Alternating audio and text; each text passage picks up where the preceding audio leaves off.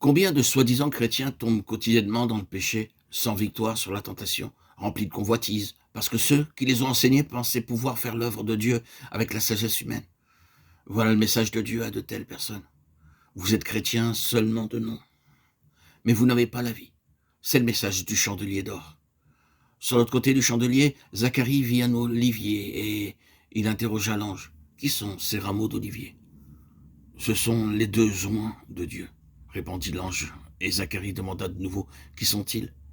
Dans Apocalypse chapitre 11, versets 4 à 11, nous avons une description des derniers jours, le décompte des 3 ans et demi de tribulation, temps de péché, de ténèbres, de cécité spirituelle.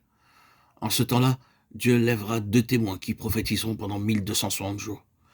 Ce sont les 2 oliviers, les 2 témoins fidèles du Seigneur Jésus-Christ.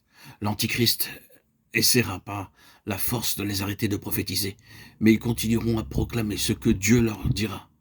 Alors la bête, l'Antichrist, leur fera la guerre et finalement, ils seront vaincus et tués. Mais le 3e jour, l'Esprit de Dieu entrera en eux. Ils reviendront à la vie.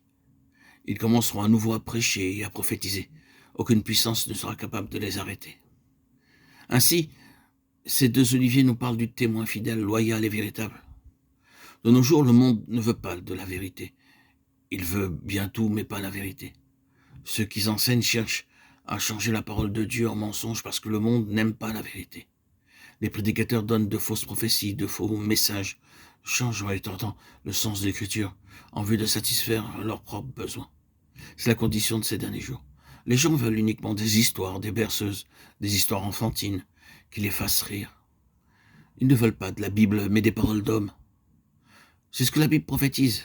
Ainsi aussi, nous ne devons pas être surpris quand nous voyons ces choses arriver partout. Mais les véritables chrétiens continueront de briller comme des chandeliers d'or, leur lumière brillera jour et nuit, et aucune puissance sur terre ne pourra changer leur témoignage. Pourquoi le choix de l'olivier? Si vous regardez dans le livre de la Genèse, vous trouverez l'explication de ce mystère. La Bible donne une réponse à chaque question. En lisant Genèse 8, verset 11 et le psaume 52, verset 10, vous verrez que l'olivier parle de la miséricorde et de la grâce de Dieu. Dans Genèse chapitre 8, il nous est dit comment le déluge recouvrit toute la terre, chaque colline et chaque montagne. Il nous parle du jugement de Dieu et de sa colère terrible, parce que le péché s'était multiplié et que l'imagination et les pensées de l'homme étaient continuellement tournées vers le mal. Genèse 6, 5. C'est pourquoi Dieu envoya le déluge pour détruire toute la terre sans aucun espoir pour l'homme. L'eau que Noé voyait partout lui enseignait cette leçon.